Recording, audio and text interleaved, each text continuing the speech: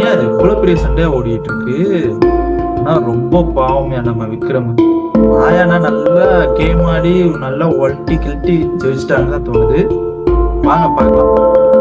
Hi hello friends. நம்ம இன்னைக்கான வீடியோல எதை பத்தி பார்க்க போறோம்னா பிக் பாஸ் சீசன் 7 பத்தி தான் பார்க்க போறோம். பிக் பாஸ் சீசன் 7 வந்து ரொம்ப இன்ட்ரெஸ்டிங்கா போயிட்டு இருக்கு, நம்ம எல்லாருக்குமே தெரியும். அது மட்டும் இல்லாம இப்ப இந்த வாரம் ரொம்ப ஃபன்னாவும் போயிட்டு இருந்துச்சு.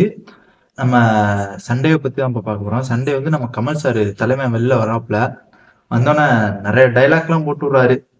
பெரியாரு எம்ஜிஆர் பத்தி நல்லா இன்னைக்கு வந்து நினைவு நாள், அதனால டைலாக் எல்லாம் நிறைய போட்டு விட்டு இருக்காரு. அண்டு நம்ம கேக்குறாங்க, நேத்து ஸ்டோர் ரூம்ல பாத்தீங்களா எப்படி இருந்துச்சு அப்படின்னு கேக்குறாங்க நம்ம கமல் சாரு. கேட்டப்ப நான் எங்க அம்மாவை பார்த்தோன்னா ஒரு அன்எக்ஸ்பெக்டடா இருந்துச்சு சார், ரொம்ப ஃபீலிங்கா இருந்துச்சு, நான் எக்ஸ்பெக்டே பண்ணல, நான் எதிரே பார்க்கல அப்படின்ட்டு சொல்லிட்டு இருப்பாங்க. அடுத்து நம்ம மணியை பார்த்துட்டு, என்ன மணி போய் அம்மாவை பார்த்தோன்னே பேய் அறிஞ்ச மாதிரி ஆயிட்டீங்க அப்படின்னு கேட்பாங்க. பேய் அறிஞ்சாங்களா இல்ல நீ அவங்க அம்மாவை பார்த்து பயந்தியா அப்படின்னு கேட்டு ஒரு காமெடி பண்ணி விடுவாங்க. அடுத்து நம்ம தலைவன் கமல் கேட்பாப்ல, எல்லாத்துக்கும் ஒரு கோல் இருக்கும், உங்களுக்கு என்ன கோலு, இங்க இருந்து என்ன நீங்க கத்துக்கிட்டீங்க, என்ன கோல்ன்ட்டு நீங்க எதிர்பார்த்துக்கிட்டு இருக்கீங்க அப்படின்னு கேட்பாங்க. நம்ம தினேஷ் இருந்துகிட்டு, எனக்கு வந்து நல்லா வேஷம் போடுறது நல்லா பிடிக்கும் சார், ஒவ்வொரு மாதிரி வேஷம் போட்டுக்கிட்டு இருப்பேன் நானு, ஒரு கேரக்டர் கொடுத்தாங்கன்னா அந்த கேரக்டருக்கு தகுந்த மாதிரி நான் வேஷம் போட்டுருவேன், அதனால எனக்கு அந்த வேஷம் போடுறது கேரக்டருக்கு தகுந்த மாதிரி மாறிக்கிற ஆக்டிங் எனக்கு ரொம்ப பிடிக்கும் அப்படின்னு சொல்லுவாரு. நம்ம விக்ரம் வந்துகிட்டு நம்ம கமலையே மிஞ்சிருவாப்புல. ஏன்னா அந்த மாதிரி ஒரு காரியம் தான் சொல்லியிருப்பாரு.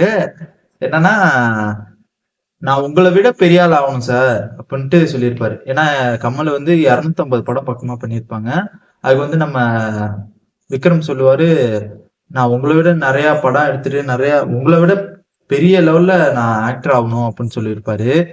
நம்ம மணி ப்ரோ வந்துகிட்டு கமல் சாரை பார்த்துட்டு, நான் உங்களுக்கு கொரியோகிராஃபர் பண்ணுவேன் சார் அப்படின்ட்டு சொல்லிட்டு அவரு கோலை சொல்லிக்கிட்டு இருப்பாரு. நம்ம அர்ச்சனா இருந்துகிட்டு, நான் தமிழ்ல பெரிய ஸ்டார் ஆகணும், ஒரு தமிழ்ல ஹீரோயினிங்ல ஆக்ட்ரஸ் ஆகணும், ஆனா எனக்கு பாடவும் தெரியும், சிங்கிங் எழுத தெரியும், லிரிக்ஸ் எழுத தெரியும் அப்படின்னு சொல்லிட்டு இருப்பாங்க.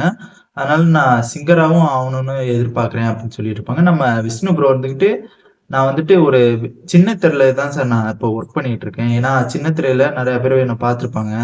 நான் வெள்ளி திரையில பெரிய இதுல ஆக்ட்ரஸ் பண்ணி படம் எடுக்கணும், பார்க்கணும் அப்படின்னு சொல்லிட்டு இருப்பாங்க. அது மட்டும் இல்லாம நம்ம மாயாவை பார்த்துட்டு, மாயா மாதிரி உங்க கூட ஒரு ஒரு சீன்ல இருக்கணும் அப்படிங்கிற மாதிரி எதிர்பார்ப்புல சொல்லிட்டு இருப்பாரு நம்ம விஷ்ணு ப்ரோ.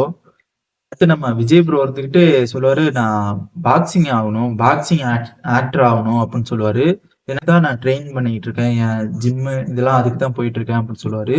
அடுத்து நம்ம பூர்ணிமா இருந்துகிட்டு, நான் ஒரு பிரேக்கை உடைக்கிறதுக்கு தான் நான் இங்க வந்தேன் சார், நான் அப்பையிலேருந்து அந்த பிரேக்கை உடைக்கிறதுக்கு தான் நான் இருக்கேன். என்னன்னா சோசியல் மீடியால வந்துட்டு அவங்க ஒரு வேற சீன் மாதிரி கிரியேட் பண்ணிட்டு போறாங்க, அதை நான் பிரேக் பண்ணுங்கிற ஒரே காரணத்துக்காக தான் வந்தேன் அப்படின்னு சொல்லுவாங்க. அடுத்து நம்ம விசித்ரா மேம் வந்துட்டு, விசித்ரா மேம் யாரு என்னன்னு நம்ம எல்லாருக்குமே தெரியும். ஏன்னா அவங்க 100 படத்துக்கு மேல பண்ணியிருக்காங்க, 100 படத்துக்கு மேல பண்ணியிருக்காங்க. அண்டு அவங்க வந்து ஒரு கிளாமர் ஆக்டர்னு நம்மளுக்கு தெரியும். அதனால அந்த எப்பயுமே நம்மள அந்த கிளாமருக்கு மட்டும்தான் கூப்பிடுறாங்க, நான் வேற எதுக்கு கூப்பிட மாட்டேங்கிறாங்க அப்படிங்கிற மாதிரி ஒரு சொன்னாங்க.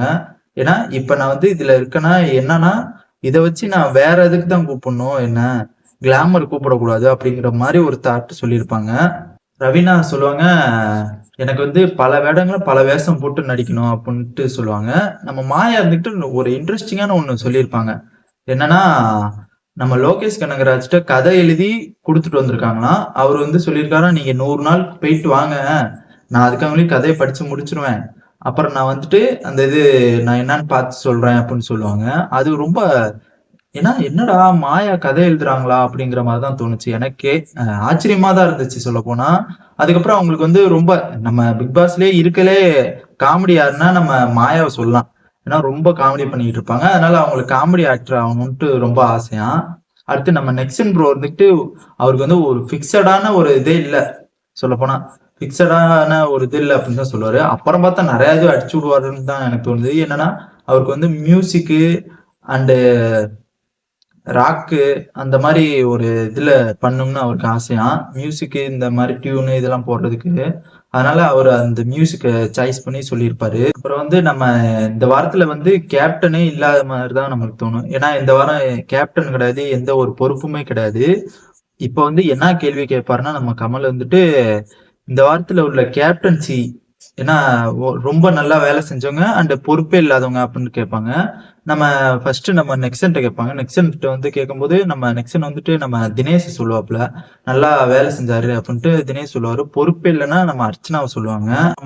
நம்ம மாயா இருந்துகிட்டு சொல்லுவாங்க, தினேஷ் ப்ரோ நல்லா வேலை செஞ்சாரு அப்படின்னு சொல்லுவாங்க. அடுத்து நம்ம அர்ச்சனாவ தான் சொல்லுவாங்க. நம்ம ரவீனா இருந்துகிட்டு சொல்லுவாங்க, தினேஷ் ப்ரோ நல்லா வேலை செஞ்சாரு. அடுத்து நம்ம அர்ச்சனா வந்துட்டு, அவங்க பொறுப்பு இல்லன்னு தான் நான் சொல்லணும். ஏன்னா, அவங்க வேலைய அவங்க செய்ய மாட்டேங்கிறாங்க. அத எடுத்துட்டு வா. அவங்க பக்கத்துல தான் இருக்கும். அத எடுத்துட்டு வா ப்ளீஸ். அத எடுத்துட்டு வா ப்ளீஸ் அப்படின்ட்டு ஒரு ஹெல்ப் அப்படின்னு சொல்லுவாங்க. அடுத்து நம்ம விஜய் ப்ரோ வந்துட்டு சொல்லுவாரு, நான் தினேஷ் ப்ரோவ தான் சொல்லுவேன். அவரு தான் நல்லா வேலை செஞ்சாரு. அர்ச்சனா பொறுப்பு இல்லன்னு தான் சொல்லணும் அப்படின்னு அவரு சொல்லுவாரு. நம்ம விஷ்ணு ப்ரோவும் அதான் சொல்லுவாரு. தினேஷ் ப்ரோ நல்லா வேலை செஞ்சாரு. அடுத்து வந்து நம்ம அர்ச்சனாட்ட கேட்பாங்க. அர்ச்சனாட்ட கேட்கும்போது என்ன சொல்லுவாங்கன்னா, நான் தான் சார் பொறுப்பு இல்லாம இருப்பேன் அப்படின்ட்டு சொல்லிட்டு ஒத்துக்குவாங்க. அடுத்து நல்லா யார் கேப்டன்சி பண்ணான்னா, நம்ம தினேஷ் ப்ரோ சொல்லுவாங்க. அடுத்து நம்ம மணி ப்ரோ இருந்துகிட்டு தினேஷ் நல்லா வேலை செஞ்சாரு அண்ட் அர்ச்சனா பொறுப்பு இல்லன்னு தான் சொல்லணும் அப்படின்னு சொல்லுவாங்க. அடுத்து வந்து நம்ம தினேஷ் ப்ரோட்டே கேட்பாங்க. உங்களுக்கு யாரு இப்ப பொறுப்பு இல்லாம இருந்துச்சு அப்படின்னு கேட்பாங்க. அப்பைக்கு வந்து சொல்லுவாரு, நான் வந்து விசித்ரா மேம் சொல்லுவேன். அவங்க தான் எந்த பொறுப்புமே இல்லாம எப்பயுமே வந்து ஏதாச்சும் ஒரு ஆட்டிட்யூடு சொல்லிட்டே இருப்பாங்க. அது வந்து இப்ப சொல்லவே இல்ல. அவங்கள சொல்லுவேன் பொறுப்பு இல்லன்ட்டு. அண்ட் விக்ரம் சொல்லுவாரு, தினேஷ் ப்ரோ நல்லா இது பண்ணாரு. அர்ச்சனா இது பண்ணாங்க அப்படின்னு சொல்லுவாங்க. பூர்ணிமாவும் எப்ப பாரு ஒவ்வொரு சேட்டை பண்ணிட்டே தான் இருக்காங்க. அந்த கேப்ல கொஞ்சிட்டு முடிய தடவிட்டு, அப்படியே இச்சு கட்டிட்டு, தோட பாத்துக்கிட்டு இந்த மாதிரி தான் பண்ணிட்டு இருந்தாங்க. அடுத்து நம்ம விசித்ராவும், தினேஷும் அர்ச்சனாக்கு அறிவுரை சொல்லிட்டு இருந்தாங்க. ஏன் என்ன மட்டும் எல்லாருமே சொல்லிடுறீங்க அப்படின்ட்டு அர்ச்சனா கேட்பாங்க. அப்புறம் இத எல்லாமே சொல்லுவாங்க. நீ இதுக்கு தான் இதத்தான் அவங்க யாருமே உன்ன சொல்ல மாட்டேங்கிறாங்க. நீ உனக்கு அட்வைஸ் பண்ண மாட்டேங்கிறாங்க. எப்ப பாரு கோவப்பட்டுக்கிட்டே இருக்க எது சொன்னாலும் அப்படின்ட்டு அவங்களுக்குள்ள ஒரு வாக்குவாதம் போயிட்டு இருக்கும். அண்ட் வந்து நெக்ஸ்ட் வந்து லூப் அண்ட் ஃப்ரீஸ் டாஸ்க் நடக்கும் இந்த வாரத்துல. அந்த லூப் அண்ட் ஃப்ரீஸ் டாஸ்க்ல வந்துட்டு உங்க வந்து லூப் யாரு ஃப்ரீஸ் யாரு அப்படின்ட்டு சொல்லிட்டு ஒவ்வொரு இதை சொல்லுவாங்க. அது என்னன்ட்டு இப்ப பார்க்கலாம். நம்ம லூப்னா வந்துட்டு ஒரு வேலையை திரும்ப திரும்ப செய்யறது. ஃப்ரீஸ்னா இருந்துகிட்டு வந்துட்டு நம்ம அப்படியே இருக்குது. எந்த இதுவுமே பண்ணாம அப்படியே இருக்குது. அப்படிங்கும்போது அந்த இதை பத்தி தான் சொல்ல சொல்லுவாங்க. ஃபர்ஸ்ட் நம்ம விஷ்ணு ப்ரோ சொல்ல சொல்லுவாங்க. என்னன்னா லூப் வந்து யாருன்னு கேட்பாங்க. லூப் வந்து நம்ம விசித்ரா மேம்னு சொல்லுவாங்க. அப்பயே அவங்களுக்குள்ள ஒரு விசித்ரா மேம்க்கு உங்களுக்கு ஒரு இது மாதிரி வந்துரும். ஒரு ஃபைட் மாதிரி. அடுத்து வந்து நம்ம தினேஷ் ப்ரோவ கேட்பாங்க. யார் லூப்பு? யார் ஃப்ரீஸ்ன்னு. லூப் வந்து நம்ம ரவீனாவ சொல்லுவாங்க. ஃப்ரீஸ் வந்துட்டு நம்ம விக்ரம சொல்லுவாங்க. அடுத்து வந்து நம்ம விக்ரம் கிட்ட கேட்பாங்க. அவரு என்ன சொல்லுவாருன்னா, லூப் வந்துட்டு நம்ம நெக்சன சொல்லுவாரு. ஃப்ரீஸ் வந்துட்டு நம்ம விஷ்ணு ப்ரோவ சொல்லுவாரு. மணி ப்ரோட்ட கேட்பாங்க. மணி ப்ரோ வந்துட்டு ஃப்ரீஸ் வந்துட்டு எல்லாத்தையுமே சொல்லுவாரு. லூப் வந்து நம்ம விக்ரம் சொல்லுவாங்க. அடுத்து வந்து நம்ம அர்ச்சனாட்ட கேட்பாங்க. அர்ச்சனாட்ட கேட்கும்போது ஃப்ரீஸ் வந்து யாருன்னு கேட்டா நம்ம விக்ரம் ப்ரோவ சொல்லுவாங்க. லூப் வந்து நம்ம மாயா பூர்ணிமாவை சொல்லிடுவாங்க. விஜய் ப்ரோ வந்துட்டு ஃப்ரீஸ் வந்து மாயான்னு சொல்லுவாங்க. லூப் வந்துட்டு நம்ம ரவீனான்னு சொல்லுவாங்க. அடுத்து வந்து நம்ம ரவீனாட்ட கேட்பாங்க. ரவீனா இருந்துட்டு விக்ரம் ஃப்ரீஸ் அண்ட் லூப் வந்துட்டு நம்ம விஷ்ணு ப்ரோவ சொல்லுவாங்க. அடுத்து நம்ம விசித்ரா மேம் கேட்பாங்க. ஃப்ரீஸ் வந்துட்டு நம்ம விக்ரம் ப்ரோ, லூப் வந்துட்டு நம்ம விஷ்ணுன்னு சொல்லுவாங்க. அடுத்து வந்து நம்ம பூர்ணிமா சொல்லுவாங்க. ஃப்ரீஸ் வந்துட்டு நம்ம நெக்சன சொல்லுவாங்க. அண்ட் லூப் வந்துட்டு நம்ம மாயாவை சொல்லுவாங்க. மாயாட்ட கேட்பாங்க. மாயா இருந்துட்டு மணி ஃப்ரீஸ் அண்ட் லூப் வந்துட்டு நம்ம விஷ்ணுவை சொல்லுவாங்க. அடுத்து வந்து நம்ம நெக்சன்ட்ட கேட்பாங்க. நெக்சன்ட்ட கேட்கும்போது ஃப்ரீஸ் வந்துட்டு நம்ம தினேஷ சொல்லுவாங்க. லூப் வந்து நம்ம விஷ்ணுவை தான் சொல்லுவாங்க. லாஸ்டா ஒண்ணு நடக்கும். என்னன்னா நம்ம கமல் சார் இருந்துட்டு ஃப்ரீஸ் லூப்பும் எல்லாம் ஒண்ணுதான் அப்படின்னு ஒரு பிட்ட போட்டுருவாப்புல. போட்டு விட்டுப்புட்டு 2 பேத்துக்கு சண்டைய மூட்டி விட்டுருவாரு. நம்ம விசித்ராமனுக்கும் விஷ்ணுவுக்கும். இதான் ஒரு ஹைலைட்டே. ஏன்னா கேள்வி கேட்கிற மாதிரி அப்படியே சண்டையை தூண்டி விடுறது தான் இந்த பிக் பாஸோட வேலை. இது நம்ம ரொம்ப எதிர்பார்த்துக்கிட்டு இருந்த ஒரு இதுதான் வருது. என்னன்னா யார் எவிக்ஷன்ட்டு சொல்லுவாங்க. ரொம்ப நம்மளும் ஒரு எக்ஸைட்டாவே இருந்தோம் இந்த வாரம். யாரு வெளியில போவா அப்படின்ட்டு. அடுத்து வந்து நம்ம கமல் சார் இருந்துகிட்டு ஒரு ட்விஸ்ட் கொடுப்பாரு. ஏன்னா எல்லாத்துட்டுமே கேட்பாங்க. பிக் பாஸ் ஹவுஸ்ல இருக்கவங்க எல்லாத்துக்கிட்டுமே கேட்பாங்க. என்னன்னா நீங்க யாரு வெளியில போகணும்னு நினைக்கிறீங்க அப்படின்னு கேட்பாங்க. அடுத்து வந்து நம்ம கமல் சார் வந்துட்டு ஒரு ட்விஸ்ட் கொடுப்பாரு. என்னன்னா எல்லாத்துட்டுமே யாரு நீங்க இருக்கணும்னு நினைக்கிறீங்க அப்படின்னு கேட்பாங்க. நம்ம தினேஷ் ப்ரோ வந்துட்டு விக்ரம் இருக்கணும்னு நினைப்பாரு. மணி இருந்துகிட்டு விக்ரம்னு சொல்லுவாரு. நம்ம அர்ச்சனா இருந்துகிட்டு விக்ரம்னு சொல்லுவாங்க. விஷ்ணு விக்ரம்னு சொல்லுவாங்க. நம்ம விஜய் இருந்துகிட்டு விசித்ரா மேம்னு சொல்லுவாங்க. நம்ம மாயாவும் விசித்ரான்னு சொல்லுவாங்க. அண்ட் பூர்ணிமாவும் விசித்ரான்னு சொல்லுவாங்க. ஆனா நிக்சன் வந்து நம்ம ரவீனாவ சொல்லுவாங்க. கமல் சார் கேட்பாரு அந்த 3 பேர்ட்டயுமே ரவீனா அண்ட் விசித்ரா அண்ட் விக்ரம்ட்ட நீங்க யாரு வெளியில போகணும்னு நினைக்கிறீங்க அப்படின்னு கேட்பாங்க. ஆனா 3 பேருமே செம பயத்துல தான் உட்காந்துருப்பாங்கன்னு எனக்கு தோணுச்சு. ஏன்னா ரொம்ப ஒரு மாதிரி அதுவும் நம்ம விக்ரம் ப்ரோ ரொம்ப பயந்துகிட்டு தான் இருந்தாரு. ஆனா விக்ரம் ப்ரோக்கு என்ன நடந்துச்சுன்னு தெரியல சோதனை. ஆனா அவரு வெளில போயிட்டாரு. ரொம்ப கஷ்டமா தான் இருந்துச்சு. வெளியில போகும்போது நம்ம ரொம்ப அழுதுகிட்டு எல்லாமே இது பண்ணிட்டு க்ளோஸ் ஆயிட்டு இருந்தாங்க. அடுத்து மியூச்சுவல் ஃபண்ட் வந்து எடுத்து குடுப்பாங்க. அதுல வந்து 1 மணிக்கு அண்ட் 1 நிக்சனுக்கு குடுப்பாங்க. விக்ரம் வெளில போனோனே, உள்ள இருக்கவங்கள்ட்ட என்னான எங்கள பத்தி என்னான சொல்லுங்க அப்டின்ட்டு சொல்லுவாங்க. அதுல வந்துட்டு எல்லாத்துக்குமே சொல்லிட்டு இருப்பாங்க. ஆனா மாயாட்ட வந்து ஒண்ணு சொல்லிட்டு இருப்பாங்க. என்னன்னா, மாயா இருந்துட்டு இப்ப இருக்க மாரி இருக்கக்கூடாது. வெளியில வந்துட்டு இதெல்லாம் மறந்துட்டு நார்மலா ஒரு ஃப்ரெண்ட் மாரியே நம்ம பேசிக்கிட்டு இருக்கணும் அப்டின்ட்டு சொல்லுவாங்க. அடுத்து வந்து நம்ம மாயா இருந்துட்டு ஒரு கோவமாவே தான் இருப்பாங்க. ஒரு ரெஸ்பான்ஸ் அண்ட் விக்ரம் ப்ரோ வெளியில போறங்கிற ஒரு இதே இருக்காது. ஏன்னா ஒரு ஃபீலிங்காச்சும் இருக்கணும். இவ்வளவு நாள் ஃப்ரெண்டா இருக்காங்க. அதனால ஒரு ஃபீலிங்காச்சும் இருக்கணுங்கிற அவங்க மூஞ்சில ஒரே கோவம் மட்டும் தான் இருக்கு. ஒரு ஆட்டிட்யூட் காமிக்கிற மாரி தான் இருக்குது. ஏன்னா ஏற்கனவே நம்ம இத பத்தி பேசியிருந்தோம். என்னன்னா மாயா, பூர்ணிமா இருந்துட்டு பேசுவாங்க. இது நம்ம விக்ரம் தங்கச்சிய பத்தி பேசிட்டு இருப்பாங்க. விக்ரம் தங்கச்சி வந்து விக்ரம் வெளில போயிட்டா மூஞ்சி எங்க போய் வச்சுக்குவாங்க? அப்படிங்கிற மாரி பேசிட்டு இருப்பாங்க. அது வந்து இப்ப ரொம்ப கஷ்டமா தான் இருக்குது சொல்லப்போனா. ஏன்னா, அவங்க சொன்ன மாரியே நடந்துருச்சுன்னு தான் சொன்னோம். மாயா சொன்ன மாரி.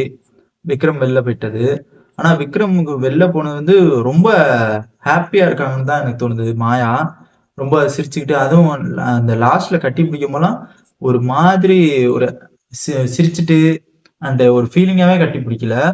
கூட நம்ம போட்டிருந்தோம். மாயா வைஸ் அண்ட் விக்ரம்னு போட்டிருந்தோம். அப்போதைக்கு கூட நம்ம நெறைய பேரு விக்ரம்னு தான் சொல்லியிருந்தாங்க. ஆனா இப்ப விக்ரம் தோத்துட்டாரு அண்ட் மாயா ஜெயிச்சுட்டாங்கன்னு தான் எனக்கு சொல்லணும். அது மட்டும் இல்லாம நம்ம விக்ரம் போயிட்டு வெளியில எல்லாத்துக்குமே ஹாய் காமிச்சுட்டு, கமல் சார்ட்ட நிக்கும்போது வெளியில போனோனே ஹாய் காமிப்பாங்க. ஹாய் காமிக்கும்போது எல்லாருமே ஹாய் காமிப்பாங்க. ஆனா மாயா மட்டும் எதுவுமே பண்ணாம அமைதியா ரொம்ப ஒரு இது பண்ற மாரி தான் எனக்கு தோணுது. எப்பயும் போல மாயா, பூர்ணிமா பேசிட்டு விக்ரம மாயா திட்டிட்டு இருக்காங்க. அர்ச்சனா அண்ட் மணி, தினேஷ் 3 பேரும் பேசிட்டு இருக்காங்க. அந்த மாயா பண்ணத பத்தி, அங்க என்னென்ன பண்ணாங்க, அந்த விக்ரம் போம்போது என்னென்ன பண்ணாங்க அப்படிங்கிற பத்தி மாயா ரொம்ப திட்டிட்டு தான் இருந்தாங்க. ஓகே. இதோட நம்ம வீடியோ முடிச்சுக்கலாம். நம்ம நெக்ஸ்ட் வீடியோல பார்க்கலாம். ஓகே.